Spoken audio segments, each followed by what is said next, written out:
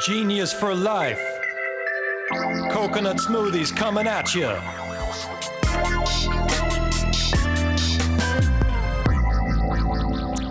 Hello there. Welcome to episode 62 of 15 Minutes of Genius. We are almost 2/3 of the way there to the special 100th episode. What are we going to do for the 100th episode? No freaking idea. I just want to brag about it, and we'll figure it out as we go.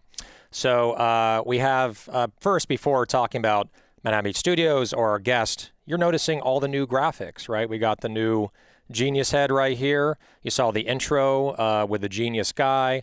We have a branding refresh, which is hitting shelves in May. So you're seeing it here on 15 Minutes of Genius. So super excited. Look out for that at your local store and also online and Amazon. Enough about plugging me. I'm here to talk about our guests. And also a big plug, Mark, Mark N, ManhattanBeachStudios.net. He's our producer. He's our man. Make sure to reach out to him for all your editing desires. All right, so our guest, good friend of mine, known him for a few years, was introduced to him through one of our other investors, Joe Tonnos. He is a managing partner at Ketch Ventures. A little bit about Ketch. Ketch Ventures is an investor and strategic partner to early-stage, disruptive, consumer-facing businesses. Ketch Ventures partners with early-stage entrepreneurs and management teams to add value and grow businesses to the next level. They have shared goals in mind to take concepts and ideas and turn them into iconic brands. Joe, how's it going, my man? It's going well. Good to be here, and thanks for having me on the show. Definitely. And just as a clarification, we are not taping this on Sundays, even though his shirt does say Sundays. Yeah, little plug for one of our portfolio companies, Sundays Tequila. Oh, I didn't know that. Okay, I didn't make the connection. Is it how much does it run in the store, the tequila? We vary depending on state. I mean, obviously with alcohol, there's a lot of rules and regulations to deal with and 3-tier distribution systems, but we're typically a high 30s price point for our Blanco, low 40s for at retail for our Reposado. We also have a coconut impression, nice. Which is a little bit lighter, fits with Genius, and it's really refreshing as a mix in cocktails, and it's a nice entry point for folks who don't like the traditional agave tequila taste, and it makes it a little bit smoother, a little bit more palatable, and is a nice entry point, as I mentioned. But more importantly, I felt the coconut connection with Genius was the right thing to play for today. Yeah, definitely. Great connection there. And I think we need to get some of our coconut smoothies, mix it in with the Sundays Tequila. You got yourself a nice cocktail right there. So I got to try that. We can definitely do that. You guys are both SoCal, so right on. We can link that up. They're just down the road from you in Costa Mesa. Love it. I'll go direct. I'm going to go factory direct for this one. There you go. We can make it happen. Not going to the stores. I'm going to their facility. So right off the line. All right, so line's in Mexico, but we can certainly get you some bottles from headquarters. There you go. Yeah, definitely. I won't travel all the way to Mexico for tequila, but I'll definitely travel to Costa Mesa. So there you go. Right. We'll make it happen. Totally. So let's talk about you. Let's talk about your story in our short 15 minutes, even though we're likely to go over because we always do.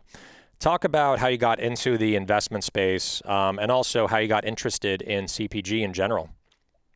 Yeah, for sure. So I was fortunate when I was in college. I kind of knew that I wanted to be in finance. And so I studied finance in college, also did an MBA, a 4+1 program, and then got into investment banking like most people do, and kind of fell into consumer by happenstance.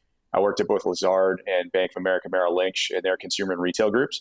And I really loved it. And while I was there, one of my colleagues at Bank of America, Christian Dunham, and I decided to form Ketch Ventures. We were doing a lot of advisory work with large strategic companies companies like Genius look to as a potential acquirer someday. And really, we were just intrigued by the Better For You movement. We were intrigued by what these large CPG players were saying. Let's go and do a buy and build as opposed to just building a brand and starting from scratch or trying to change one of the existing brands they've had from when our parents were kids. And so we created Ketch Ventures really as a way to pool our own money together and be able to get involved with some of these early stage businesses. And then from there, it just kind of grew.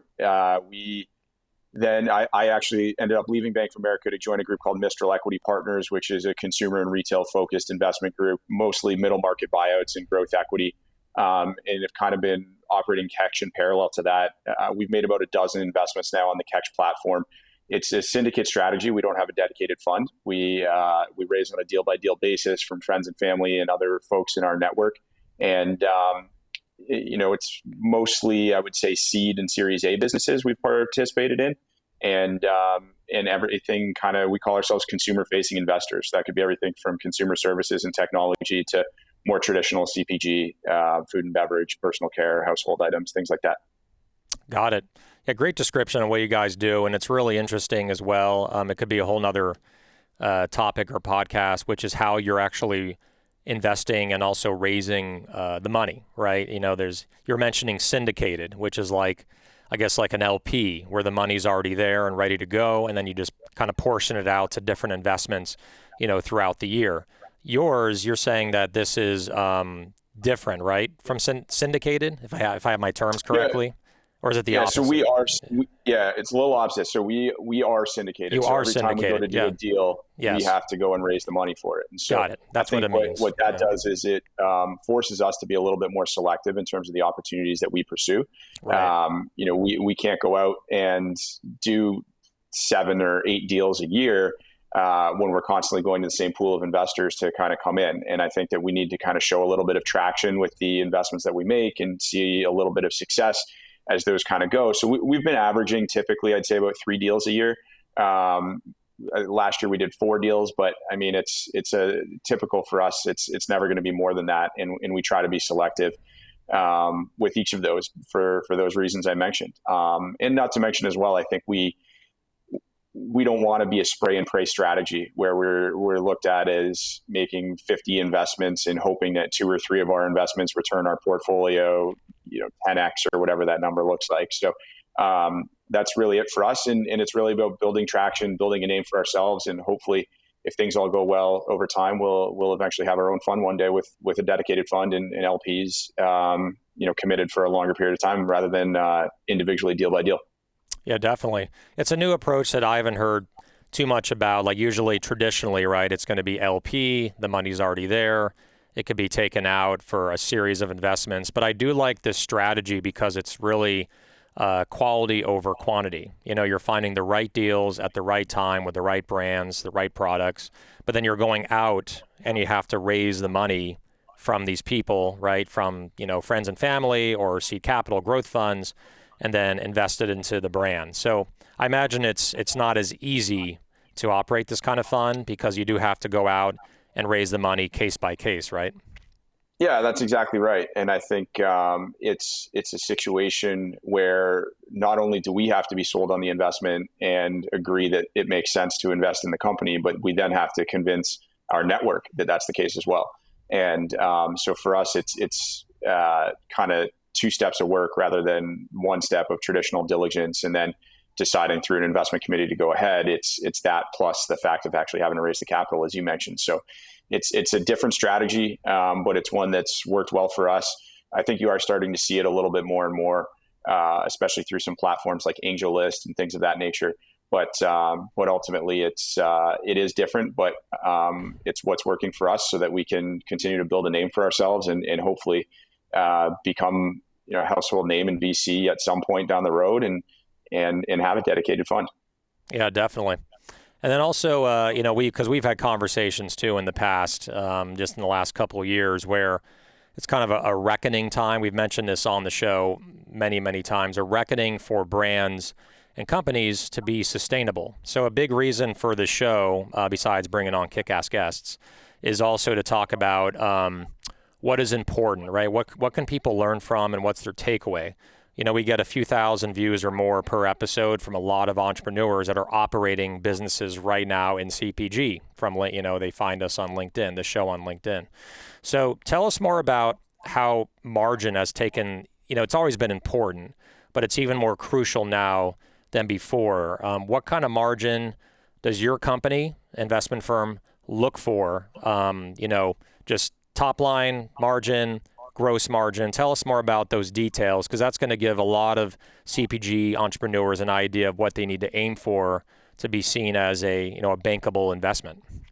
Yeah, for sure. So I think, really what's most important here is the fact that CPG, as most people probably listening to this show know, has become super fragmented. And there's a lot of challenger brands out there, Genius being one of them, Los Sundays being one of them, and you can find them across every single category. And it's the ability for those brands to scale and get to a point where there's an eventual exit for the investors. I mean, for us, our job is to be able to generate alpha basically and find a way to get returns on these investments. And so part of our job is finding the companies that we believe can get to that point over the next 3, 5, 7 years, whatever it is, so we can return money X number of times to our investors. And so I think from a margin standpoint, I think it's getting tougher and tougher just because it's harder to scale as a brand. And margins come typically with higher volumes, as you're probably well aware. But when you're a small niche brand and you're probably sub $5 or maybe $10 million in revenue, that becomes a little bit more challenging, just because of economies of scale and things of that nature. But I think for us, ultimately we're looking for businesses that have the potential to be a 25 to $50 million revenue brand at some point in the next 3 to 5 years, if not larger. I think that's really where you need to get to be a true acquisition candidate for some of the large CPG players out there, and even for private equity and some of the larger growth equity players. So, top lines have to, just continue to grow and be sustainable over time. I think, being able to get up to $5 million is great, but can you continue to take the next leap to 10 or 12 or 15 or whatever that number is? From a gross margin basis, I think it varies a lot based on what subsector of consumer that you're in. Food and beverage, I think some of the challenges can come. Are you a refrigerated product or are you shelf stable? Typically margins on a refrigerated product are much less than they are for a shelf stable product. And I think shelf stable has really proven to be the winner over the last few years. And I think will continue to be in the foreseeable future, just because it is a little bit more sustainable. The product typically lasts longer. It's easier for travel purposes, in logistics and all of those sorts of things. And so, there's that aspect of it. And so I think you couple that with where a brand is in terms of their stage, and you have to figure out, okay, we're not expecting a business doing $5 million a year in revenue to necessarily be that profitable. If you're talking about profit margins, if you're able to break even at that point, I think you're doing pretty well for yourself. And can you grow as you grow your gross profit margins and everything? Can you maintain a cost structure that works and an operating expense structure that works, so that you can get to a point of being profitable and being a sustainable business where you aren't constantly burning cash and requiring to raise more funds or borrow funds or whatever the case may be to make your business go from day to day?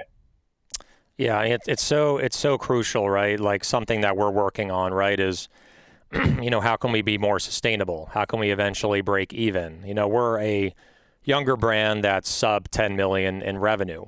And so you're definitely right. Like we got to get that scale in order to get our cost of goods down so we can eventually become, break even. But I think again, there's this thing that I'm noticing where I see brands like on Shark Tank, right? Like our guest in the next episode is Michael Pan, right? He's returning here because he was on Shark Tank. And I think one key thing that he said was, I think he said this in the episode, but we're breaking even, we're going to raise money for growth, but, we're breaking even, we're profiting, and they're at an early stage. So I think from what I've learned as an entrepreneur, I think it's important from the outset, when starting your business to have a plan, when I start scaling and growing, to be margin positive and net positive and cash flow earlier and earlier, rather than getting to 10 million and then being break even. So that's an important lesson that I've learned, in running Genius Juice. So let's talk about trends, because I always like to, you're a freaking genius in your own respect, right? Raising capital, looking at trends. Yeah, you kind of laugh, but it's the truth, right? You're super sharp and smart, and I've always loved that about you. And I just learn a lot when I talk to you about what's the best way to run a business and to be attractive, right, to an investor and get investment. So you've been a real big mentor to me on that note. But let's look at. I appreciate that. That's kind of you. Oh, for sure, man. Hey, it's from the heart. So when it comes to trends, what are you looking for as an investment firm, right? I mean, there's always the words disruptive, there's the words challenger brands. What spaces specifically are you looking at? Obviously, tequila, alcohol is one. What are some other areas and trends and spaces that you have your eye on right now?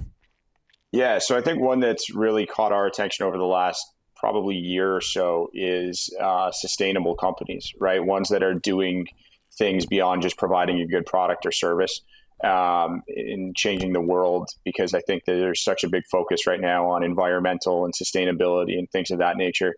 Not to be a plug, but we recently invested last year in a business called Ether Diamonds, which is turning air pollution into lab-grown diamonds, as an example. So they're actually a carbon negative company.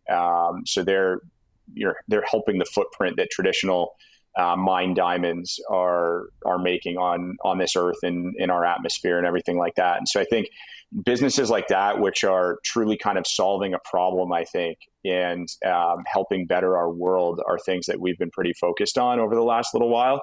So taking a step back, diamonds sure. Out of pollution. It's like we can't gloss over that.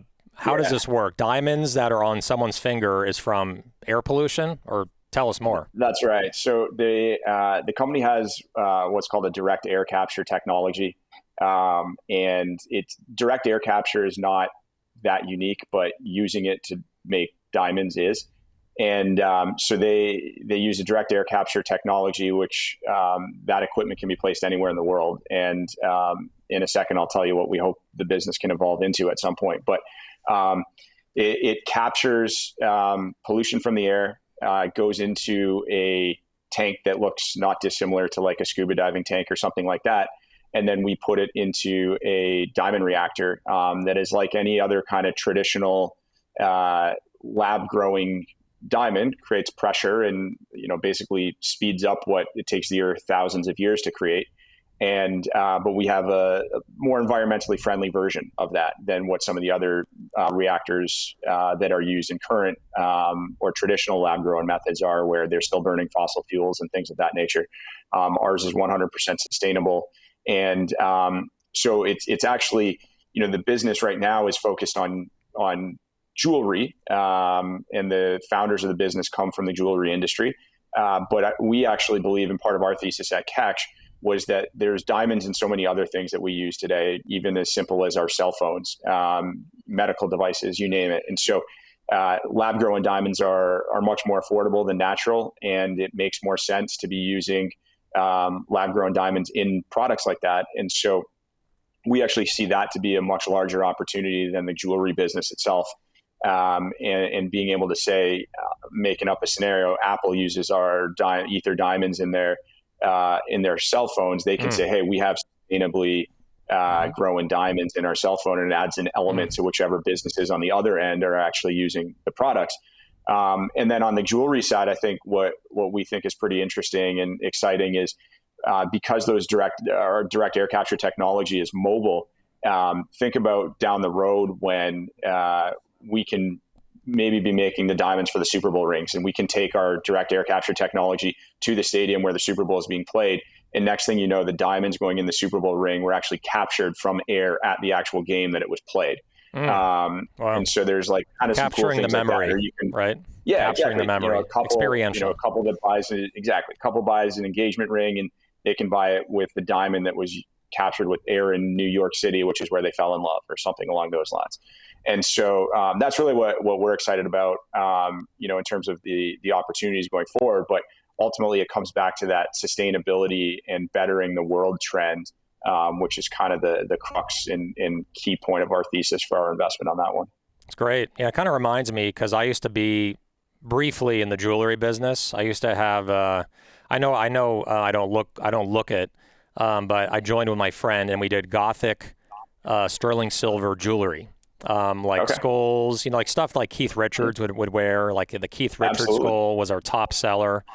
And my friend had technology to do, like a 3D printer for the wax, and then we get the wax and then make the sterling silver jewelry out of the wax. And so it was really cool. But it's funny when you talk about like the jewelry district is in downtown LA, which has terrible air pollution. So that's a nice marriage. It's like terrible air pollution in downtown LA.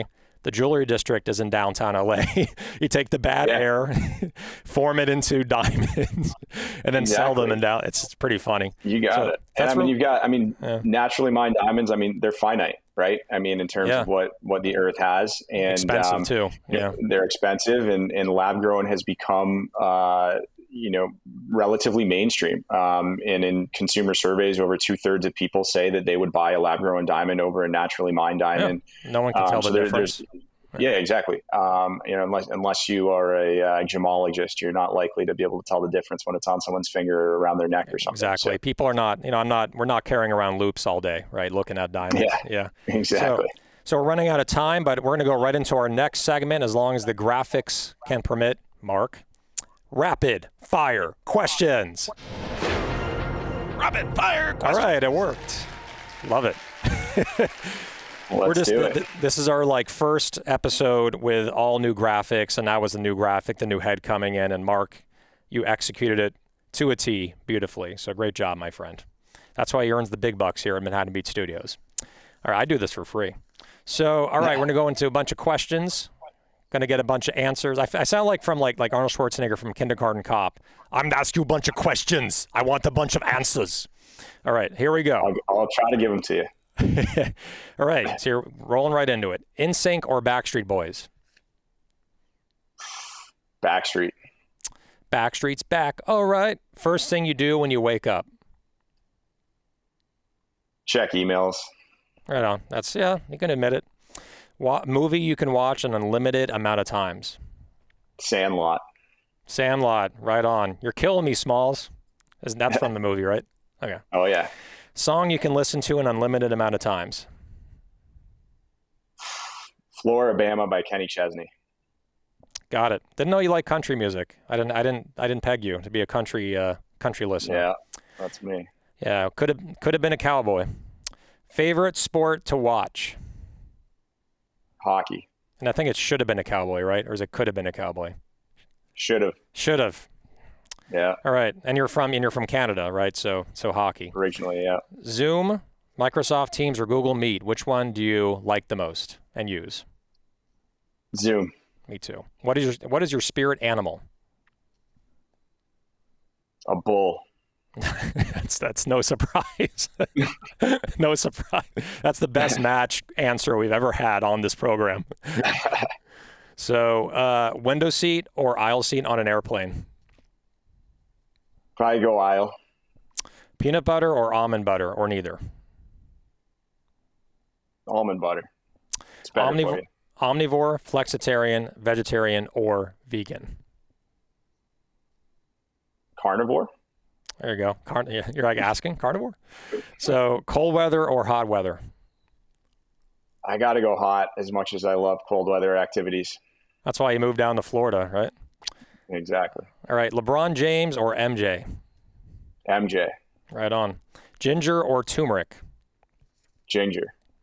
Last question. Favorite food or drink if you're stuck on a deserted island? You cannot say Genius Juice. You cannot say Sundays or any other brand you've ever invested in. Just give me a good steak and I'll be happy. There you go. There's steaks on islands. I think they grow on the trees. Yeah.